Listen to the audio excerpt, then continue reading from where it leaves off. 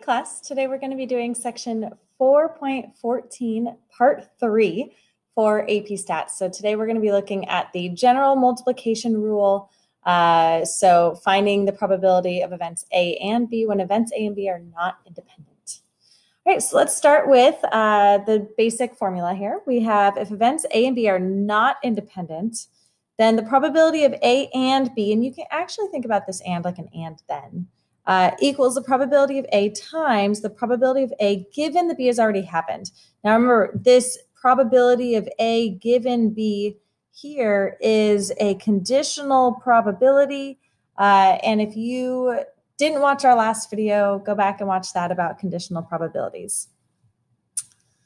All right, so probability of B given A is the probability that event B, we're finding the probability of event B given that the event A has already occurred. Now on the formula sheet, just a quick note, we have the probability of, and I'm gonna rewrite this a little differently, B given A. On the formula sheet, it's A given B, but it's the same thing. Well, it's not the same thing, but it's the same formula. We just have to switch around a couple things. This equals the probability of A and B divided by the probability of A.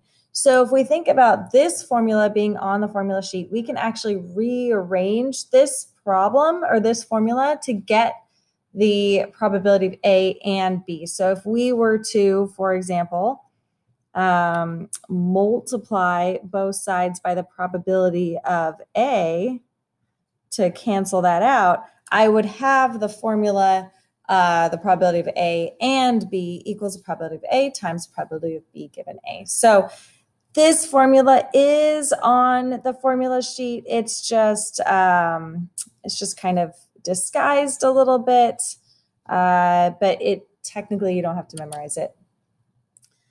All right, example 1, every student at WHS was asked their grade and to identify the extracurricular activity in which they are most involved. So we have athletics, fine art, other, and then we have our 9th through 12th grade. We have all of our totals for us, which is nice. So explain why the events a junior is randomly selected and then another junior is randomly selected are not independent given this context. Well, it wouldn't make sense to sample the same junior twice. So we wouldn't, if we sample the first junior, we're not gonna like put them back in the group and then sample another one, because then we have the possibility of grabbing the same person twice. We don't want to do that. So we keep the first junior out of the sample, which means it changes the total number of juniors available and the total number of students available. So technically our probability the second time of selecting a junior is going to be different than the first. Find the probability 3 freshmen who are most involved in fine arts are randomly selected to be interviewed by a counselor. So I want the probability of a freshman that's involved in fine arts, and then another freshman involved in fine arts, and then another freshman involved in fine arts. So the first freshman involved in fine arts there's 100 of them out of 1,600. So 100 out of 1,600 times, now we don't want to select the same person, so we're going to keep them out. Now there are 1,599 total students and only 99 freshmen most involved in fine arts, so it's going to change each time. And then the third one, I have 98 left out of 1,598, and when we multiply those together we get 0.00024. So this is kind of how you would do this general multiplication. So the and is still multiplication, but you have to think, okay, the first thing has already happened. How is that changing my probability for the second or third thing? Example 2, we're going to look at the 10% rule, not till the next page, but you'll see how this kind of builds there. A lot of 100 industrial components consists of 25 manufactured by Intel and 75 manufactured by Cisco, all mixed together. 3 components will be selected at random to check for defects. So A means the first component selected is from Cisco, B, the second one is selected from Cisco, and C, the third one is selected from Cisco. Why would this be in a sampling without replacement, which means it would be not independent? If we selected the first component and then put it back, there's a chance we could select the second component or that same component again as our second component, We've already checked that one for defects. We don't want to check the same one more than once. So we wouldn't put it back in, which means our totals are changing.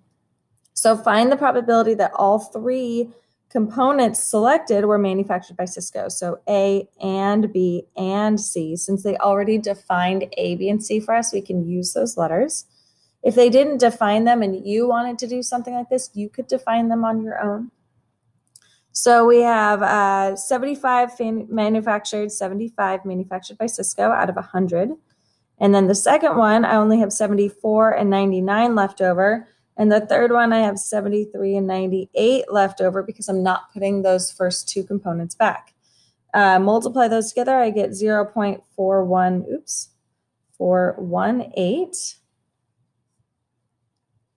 All right, and then on the next page, a new employee in charge of quality control was unaware of the importance of sampling without replacement and checked for defects by sampling with replacement. So the person didn't know what was going on, so he put the first component back. Oops, but that's all right. It might be okay. Let's look. Find the probability all three components were manufactured based on the improper sampling technique. So A and B and C. So if he didn't put it back, the first one's still 75 over 100, but if he did put it back, then I still have 75 over 100. And then he put that one back again, and I still have 75 over 100. And this is not the correct way to do it. But if you multiply all these together, I get 0.422. The difference between this one and the 0.418, they both round to 42%. I mean, they're very close together. They're within 0.1% away from each other. So it's not as big of a deal, which means we have a shortcut that we can use. Now, if you use this shortcut, you have to state that you're using it and why it's allowed. So if the sample size is less than 10% of the population, then the outcome probabilities can be computed as if sampling with replacement is being used, even if that's not the case. So if I were to use this shortcut, because 75, I could have just done 75 over 100 cubed because I have three of them, and that's definitely faster than, think about if you were sampling 20 of them, or maybe not 20 because then this one, okay, maybe I was sampling 9 of them. Well, I don't want to do 75 over 100, 74 over 99, 73 over 98. I don't want to have to do 9 of those. That's going to take a little while. But if I do 75 over 100 to the 9th power, it's really quick. So it is a nice little shortcut. But I would have to state this in order to use it. So the 10% rule can apply to this example since a sample size of 3, now granted, in my example I just gave you, the sample size would be 9, but even so, it would be less than 10% of the population, which is 100. So we want to make that statement. All right, so let's look at probability tree diagrams. So when we have non-independent events where one thing happens after another thing has already happened, it's really nice to organize it in a tree diagram. So suppose 20% of all teenage drivers in Roseville received a speeding citation within the past year. So I can start this off by saying that 20% received a citation, and no citation was 80% because that's the opposite of 20. Now it says, in addition, 85% of those receiving a citation. This is conditional. That says if they've already received, so given that they've already received the citation, 85% of those people attended traffic school. So if we have conditional statements in our problem, tree diagrams are the way to go. So from the citation, we have two options. We have traffic school and no traffic school. And so of those receiving the citation, 85% went to traffic school and 15%, so that adds to 100%, did not go to traffic school. Now this example is a little weird. They don't give us any information here, but think about it. If they didn't receive a citation, then the probability that they go to traffic school is 0. Why would they go to traffic school if they didn't receive a ticket? So this specific example is a little weird. It's a little different than the other ones we have. Now, what we need to do in order to use this information in a probability statement, such as find the probability a randomly selected teenage driver from Roseville received a citation and attended traffic school. Well, we want to multiply these together. So 0.20 times 0.85, which is 0.17. So these are the probability of a citation and traffic school. So we're still using the formula that we learned earlier in this lesson, which is that probability of A and B. So we're multiplying them together. The probability they received a citation, 20%, times the probability that they went to traffic school, given that they've already received a citation. So that conditional piece is already in here. And we would just go through this and multiply these all together. So this is the probability they had a citation and no traffic school. So that would be 0.03. Notice these two add to the 20% of the people that had the citation. So you can kind of make sure that you're doing it right by checking your sums. And then here, 80%, so the probability that they received no citation and went to traffic school would be 0. Probability they received a citation and did not go to traffic school would be 0.8. And then you can also double check that all of these add up to 1 or 100%, just to make sure. Now, these are the numbers we're going to use. So we're going to use these numbers in our probability calculations. And showing this tree diagram is showing your work. So it's kind of nice. So probability that they received a citation and attended traffic school equals 0.17. And I don't need to show the multiplication again if I've already shown it in the tree diagram. Find the probability a randomly selected teenage driver from Roseville did not receive a citation, so no citation, and attended traffic school. So what's that probability? Well, received no citation, so we're going down in our tree over to traffic school, and that's going to be 0%. And then find the probability a randomly selected driver from Roseville did not receive a citation, so no citation, given, conditional statement, given that he or she did not attend traffic school, no traffic school. So this one's a little different. This is not an and probability, it's a conditional probability. So I want the probability, if I'm using my formula, that they have no citation and no traffic school divided by the probability that they did not go to traffic school. So probability no citation and no traffic school is 0.8 over the probability they didn't go to traffic school, where there's two options. There's they had a citation and didn't go to traffic school, or they had no citation and didn't go to traffic school. So we would add these two together. Probability of no traffic school would be the sum, 0.03 plus 0.8.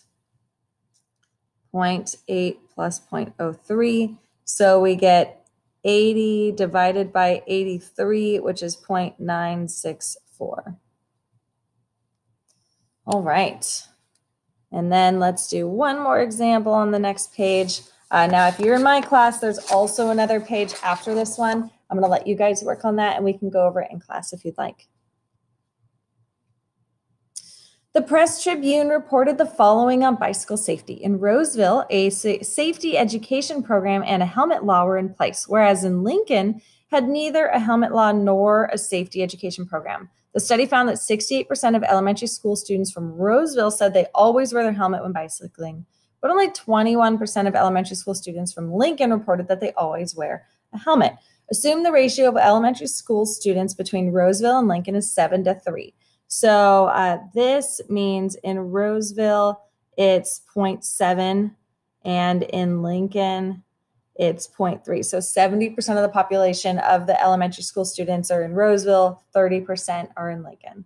So we're going to start out by figuring out where are they from. Well, they're either from Roseville, or Lincoln, and that's going to be 70 and 30%. Now, we have two options. We have they wear their helmet or they don't wear their helmet.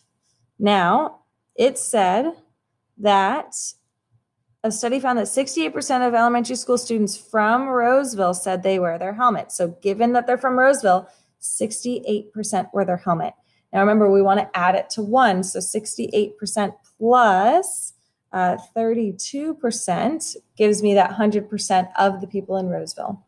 And then only 21% helmet of the people or the elementary school students from Lincoln reported that they wear a helmet. So only 21% no helmet would be 0.79. So that little branch there adds up to 100. And then we want to calculate the and probability of A and B. The and probabilities, we're going to multiply 0.7 times 0.68. I get 0.4. Oops, I can't read my writing. Hold on, let me grab a calculator. 0.7 times 0.68, and we get 0.476. 0.32, 0.7 times 0.32, and I have 0.224 here. 0.3 times 0.21 is 0.6063. And 0.3 times 0.79 is 0.237. And then again, you can add all these up and make sure they equal 1 in your calculator really quick. Now, what proportion of elementary school students in these two cities always wear their helmets? So now it's saying proportion. Here, you can still make a probability statement. But it's technically, if they don't say what's the probability, we don't have to. So it's a little bit of you're not going to get faulted for it, but save myself some time. I don't really need to. So who always wears a helmet? Well, let's see, always wears their helmet. We've got Roseville and always wears their helmet is this one. And Lincoln and always wears their helmet is this one. So we can add those two together, 0.476 plus 0.063. For how many of them always wear their helmet? That's going to be 0.539 total. What proportion? So again, proportion of elementary school students who always wear their helmet are from Roseville. So this one's a little tricky. It's a conditional statement, and you have to read it a couple times before you figure out which part is the condition. So think about which students are you sampling from? What proportion of elementary school students who always wear their helmets are from Roseville? So you're sampling from the students who always wear their helmets. This is the given condition. And then I want to know how many of those are from Roseville. So Roseville and always wear their helmets is 0.476 divided by how many of them always wear their helmets. Well, we already calculated that. 0.476 plus 0.063, and I get 0.883. What is the probability a randomly selected elementary school student among both cities is a helmet wearer from Roseville? So now I'm looking at students from both cities. So all the students, it's not conditional. And reading these and figuring out if they're conditional or not takes some practice for sure. So what's the probability? Now they use the word probability, so I need a probability statement. Probability that they are a helmet wearer from Roseville. So Roseville and they wear their helmet. So Roseville and they wear their helmet is 0.476. So it's just this one up here. 0.476. Kind of nice when it's just the number from the table. We don't have to do anything with it. What's the probability an elementary school student from Lincoln, condition, is randomly selected, nope, that's not the condition. Oh, I have to read this one carefully. What is the probability an elementary school student from Lincoln is randomly selected from the non-helmet users? So if I read this a few times, this one is my condition. So I have the probability that they're from Lincoln, given that they don't wear their helmet. So Lincoln and don't wear their helmet is 0.237 divided by the probability that they don't wear their helmet, which is 0.237 plus 0.224. 0.237 plus 0.224, and I should get 0.514 for my probability. All right, and that definitely takes some practice, so keep working on it. And that's it for today's lesson.